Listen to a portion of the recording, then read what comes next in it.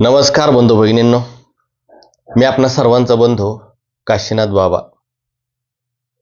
बंधू भगिनींनो, गेल्या अनेक दिवसापासून मला हा प्रश्न विचारण्यात येतोय की आता जी फेब्रुवारी 2026 मधली महाशिवरात्री येत आहे 15 तारखेला, रविवारी 15 तारखेला जी महाशिवरात्री येत आहे, या महाशिवरात्रीची पूजा कशी करायची याच्याविषयी मार्गदर्शन करा. आणि आपण हाच व्हिडिओ आज तुमच्या समोर घेऊन आलेलो आहे. बंधू भगिनींनो, आता यूट्यूबच्या बाजारामध्ये तुम्हाला अनेक व्हिडिओ पाहायला मिळतील. आता महाशिवरात्री जवळ आलेली आहे. मग त्यांच्या व्हिडिओचे हेडिंग असेल, महाशिवरात्री दिवशी शिवलिंगावरती व्हा ही वस्तू, एका रात्रीत व्हा मालामाल. महाशिवरात्री दिवशी करा हे असं असं, कर्ज फेटून जाईल. महाशिवरात्री दिवशी असं करा, व्हाल करोडपती. तर बंधू भगिनींनो, शिव हा भोळा आहे असं म्हटलं जातं. इथंच आपला मूर्खपणा आहे. जो देवादिदेव आहे, महादेव, आदिदेव, परमेश्वर, तो भोळा असेल का? नाही. तो भोळ्या भावाचा भुकेलेला आहे, म्हणून त्याला भोळा सांब म्हणतात. असं नाही की महाशिवरात्री दिवशी असं केले की असं झालं तसं झालं, ही वस्तू वाहिली की हा प्रसन्न झाला. भगवान शिव तुमचा भाव पाहत असतो. कर्ज फेटण्यासाठी करताय, हे करताय, तर त्याला काही किंमत नाही. आणि असं काय होत नसतं. हे फक्त व्ह्यूज मिळवण्यासाठी खोटी नाटी व्हिडिओ टाकली जातात आणि त्याला तुम्ही मिलियन्समध्ये पाहता. हे दुर्दैव आहे. आज मी तुम्हाला शिवाच्या तत्वाचं दर्शन घडवून देणार आहे आणि मग तुम्हीच ठरवा भक्ती कशी करायची. खरं पाहिलं तर महाशिवरात्री म्हणजे शिवाची सर्वात प्रिय रात्र असं म्हणलं जातं. महाशिवरात्री दिवशी रात्रीचं जागरण केलं जातं. जे काही प्रहर असतात त्यामध्ये त्याची शिवलिंगाची पूजा केली असते, नामस्मरण केलं जातं. अनेक भक्त आपापल्या पद्धतीने हे करत असतात. तर पहिला एक विषय आपण क्लिअर करूया की महाशिवरात्री दिवशी जागरण करायचं म्हणजे काय. खरं पाहिलं तर महाशिवरात्रीच्या रात्रीला जे महत्व आहे याच्या पाठीमागं कारण आहे. कारण या रात्री ब्रह्मांडातून शिवाची शक्ती, शिवशक्ती यांचे व्हायब्रेशन्स, यांचे दिव्य वेव्स पृथ्वीवरती येत असतात आणि मनुष्याचं शरीर त्याला कॅच करत असतं वगैरे वगैरे. आता हे ज्यादा पटवून सांगण्यात वेळ नाही घालवणार की या पद्धतीने ह्या रात्रीचं महत्व आहे आणि म्हणून या रात्री जागरण करायचं. कोजागिरी पौर्णिमेला सुद्धा असंच काही आपल्याला ऐकायला मिळतं की रात्री जागायचं आहे, नाहीतर लक्ष्मी म्हणते की कोण जागा आहे हे पाहण्यासाठी येते. परंतु काय होतं, समाजामध्ये योग्य दिशा देणारे गुरुवर्य फार कमी आहेत. चुकीचं काहीतरी सांगतात, मुळात त्यांनाही माहीत नसतं जागरणाचा खरा अर्थ काय. कारण मी पाहिलंय की काही लोक महाशिवरात्री दिवशी जागरण करतायत, झोप येत आहे म्हणून तंबाखू खातायत, कॉफी पितायत, चहा पितायत, झोप येऊ नये का, तर जागा राहायचे, तोंडावर पाणी मारतायत. आणि अनेक लोक डीजेवरती पिक्चर मधली गाणी लावून जागे राहिलेले आहेत. तर काही लोक गप्पा मारतायत, ती शेजारची मुलगी कशी पळून गेली, ते कोणाचं लपड आहे, काय आहे, असं करत ते गप्पा मारत बसतात आणि सकाळी उठून स्वतःला फार भाग्यवान समजतात की आम्ही रात्रभर जागरण केलं. तर एवढी तर अक्कल आपल्याजवळ हवीच आहे की महाशिवरात्री आहे, याचा अर्थ महाशिवरात्रीला रात्रभर शिवाच्या नामाचा जप करायचा आहे. आता अनेक लोक म्हणतील की कोणतं नाव घ्यायचंय. ओम नमः शिवाय हा मंत्र तर आपणास माहीतच आहे.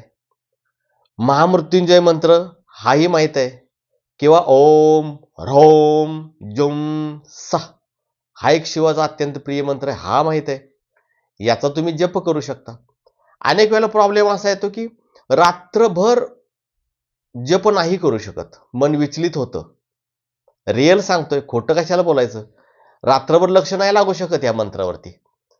मग जागरण तर करायचंय, त्यावेळेला काय केलं पाहिजे आणि खऱ्या अर्थानं जागरण म्हणजे काय. आता पहा, मी तुम्हाला समजून सांगतो, कारण माझ्या गुरुनी जे मला तत्व शिकवलं तेच मी आपणासमोर घेऊन येत असतो. व्ह्यूज कमी मिळो जास्त मिळो त्याची फिकीर आपल्याला नाही आहे. आपल्याला फिकीर एकच आहे की खरं ज्ञान लोकांच्या पर्यंत गेलं पाहिजे. जागरण, जागरण याचे दोन अर्थ होतात. एक आहे डोळ्याचं जागरण म्हणजे झोपायचं नाही, आणि दुसरं आहे दृष्टिकोनाचं म्हणजे एक जागरण आहे दृष्टीचं आणि दुसरं जागरण आहे दृष्टिकोनाचं. आणि खऱ्या अर्थानं शिवशंभो कोणत्या जागरणावरती खुश होतात? दृष्टिकोनाच्या. दृष्टीचं जागरण म्हणजे डोळ्याचं जागरण, रात्रभर जागरण राहायचं, आणि दृष्टिकोनाचं जागरण म्हणजे विचाराचं जागरण.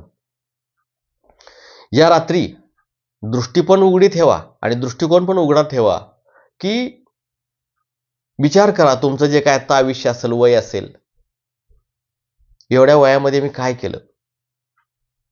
समस्यांच्या मागे लावलो, मुलं पैदा केली, लग्न केलं, किंवा लग्न होत नाही, किंवा हा प्रॉब्लेम तो प्रॉब्लेम, ह्याला वाईट बोल त्याला वाईट बोल, व्यसन कर, म्हणजे ज्या काही तुम्ही दुर्गुण असतील, ज्या काही गोष्टी तुमच्या जीवनात झाल्या असतील त्या आठवून पहा. मिळालं काय? काहीच नाही. वय वाढतंय? नक्कीच वाढतंय. वाढदिवस साजरा करत असताना आपण किती एन्जॉयनं साजरा करतोय, अरे मस्त एकदम पार्टी वगैरे, परंतु वाढदिवस सुद्धा जागरणाचा दिवस आहे, की माझ्या आयुष्यातलं 1 वर्ष संपलं, मृत्यू जवळ आला. तर महाशिवरात्री दिवशी हा विचार डोक्यात आला पाहिजे की हे बरोबर काय येणार आहे शेवटी? इतकं धावपळ करून, एवढं घासाघाशी करून मिळालं काय? शेवटी खरंच ज्यांना मी माझं माझं म्हणतोय ते माझे आहेत का?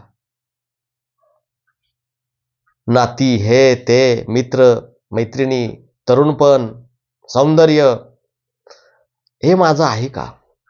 नाही. हळूहळू संपत चाललंय. आयुष्य संपत चाललंय. मला काही नेता येणार नाही. मला ईश्वरानं मनुष्य का केलं? मी कुत्र का झालो नाही? मी मांजर का झालो नाही?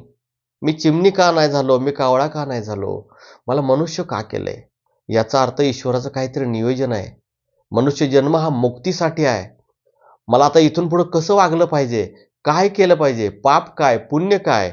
मला ईश्वराचं कार्य काय केलं पाहिजे? मला गुरुमंत्र का घेतला पाहिजे? योग्य गुरूंच्याकडे का गेलं पाहिजे?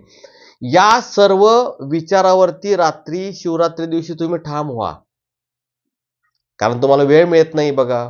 फोनच्या रील्स बघण्यामधून वेळ मिळत नाही, एन्जॉय करण्यामधून वेळ मिळत नाही, नोकरीतून वेळ मिळत नाही.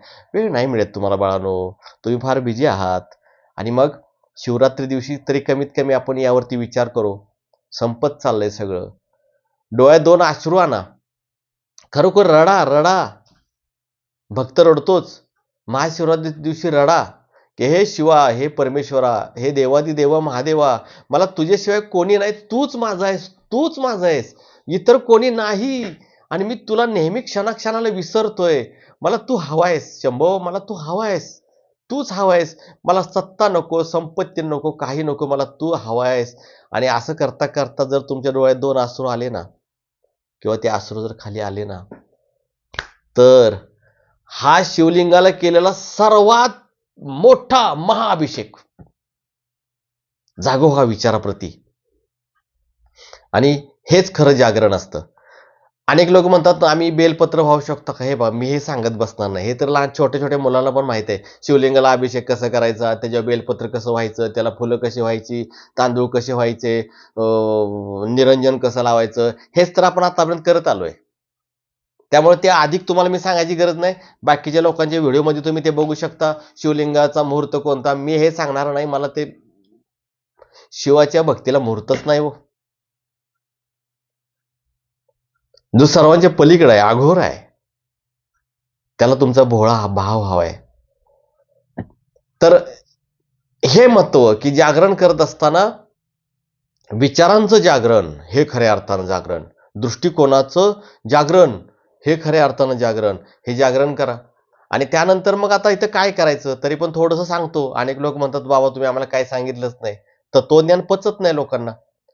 तर रुद्राक्ष धारण करा.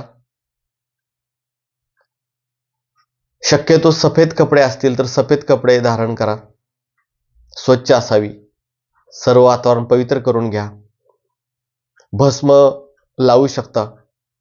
शिवलिंगावरती सर्वात शिवाला जर काही प्रिय असेल तर जल अभिषेक. पाण्याचा अभिषेक. यामध्ये मग तुम्ही पंचामृत सुद्धा वापरू शकता. आणि जलाभिषेकमध्ये जर तुमच्याकडे जर गंगा जल असेल तर थोडं त्यामध्ये टाका आणि त्याचा अभिषेक करा.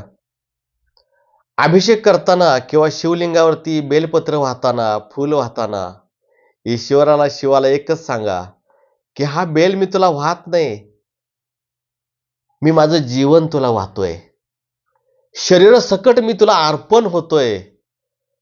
ते बेलपत्र नसून तुम्ही स्वतःला तिथं समजा की मी स्वतः आहे, मी स्वतः तुला अर्पण होतोय. हे महादेवा, हे शिवा, तुझं शिवत्व माझ्यामध्ये प्रकट कर, तुझी शांती माझ्यामध्ये प्रकट कर, तुझं वैराग्य माझ्यामध्ये प्रकट कर, मला तुझ्या तत्वाचा साक्षात्कार लवकरात लवकर होऊ दे. त्यामुळे अनेक लोकांनी मला प्रश्न विचारला की मग गुरुमंत्र म्हणत जप करू का? करू शकता, कारण गुरुमंत्राला मंत्रराज म्हटलं गेलेलं आहे. मग तो देवीचा असेल, कोणाचा असेल, शिवाला त्यावर काय फरक पडत नाही. सर्व तत्व शिवाचंच आहे आणि आदी गुरु हा शिवच आहे. त्यामुळं गुरूंची केलेली भक्ती, गुरुमंत्र जप शिवाला खूप आवडतो, तर तुम्ही तोही जप करू शकता.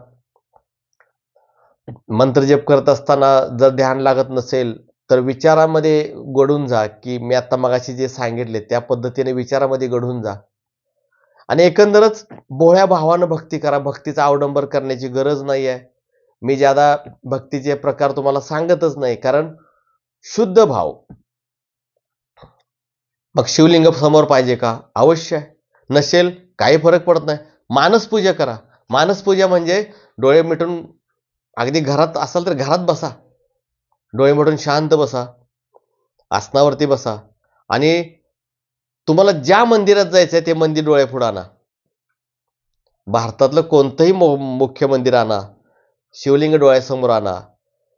गंगेचं पाणी असेल किंवा अगदी गंगेचं पाणी तुम्ही सोन्याच्या हांड्यातून वाहताय, कारण मानसपूजा करताना सगळ्या वस्तू स्टँडर्ड वापरा, एकही साधी वस्तू वापरू नका. शिवाचं अभिषेक करताय, पूजन करताय, अशी मानसपूजा सुद्धा सर्वश्रेष्ठ पूजा असते. जर तुम्हाला कुठं मंदिरात नाही जाता आलं तर तुम्ही मानसपूजा देखील करू शकता. मग मानसपूजेमध्ये त्याचा अभिषेक करताय म्हणजे तुम्ही प्रत्यक्षात जे कराल ते कल्पनेनं करायचं, याला मानसपूजा म्हणायचं. ही सुद्धा भगवंताला खूप आवडते. आणि मी ज्या पद्धतीने तुम्हाला वैचारिक जागरण सांगितलेलं आहे, या जागरणावरती तुम्ही फक्त महाशिवरात्री दिवशी जागा नाही राहायचं, वर्षाचे 365 दिवस आणि मरेपर्यंत जागा राहायचं आहे, तर शिवाची तुमच्यावर कृपा होईल. अन्यथा महाशिवरात्री दिवशी शिवाच्या मंदिरामध्ये हजारो लाखो लोकांची लाईन लागलेली असते. पुन्हा हे लोक कुठं गायब होतात काय माहित नाही, कारण आपल्याला एवढंच शिकवलंय, सोमवार शिवाचा, मंगळवार देवीचा, तेवढ्यापुरतंच हे करा आणि मग वर्षभर बाकीचं काय बी उच्चाप्ते करा. तर असं नाही. खरं गुरुज्ञान मी तुम्हाला शिकवतोय की तुम्हाला सदैव जागृत राहिलं पाहिजे. आणि ही महाशिवरात्री फक्त वर्षातून एकच नाही, तर आपल्या आयुष्यात 365 दिवस पाहिजे. त्यामुळे मी विशेष असं काय तुम्हाला न सांगता खरा भोळा भक्तिभाव शिकवतोय. आणि हेच मी ध्यानधारणा योग शिबिरामध्ये बी शिकवत असतो. आपलं जे दिव्य साधना शिबिर आहे ते 22 फेब्रुवारी 2026 रोजी आहे. ज्यांना यायचं आहे, अधिक माहिती असेल त्यांनी खालील फोन नंबरवरती फोन करायचा आहे.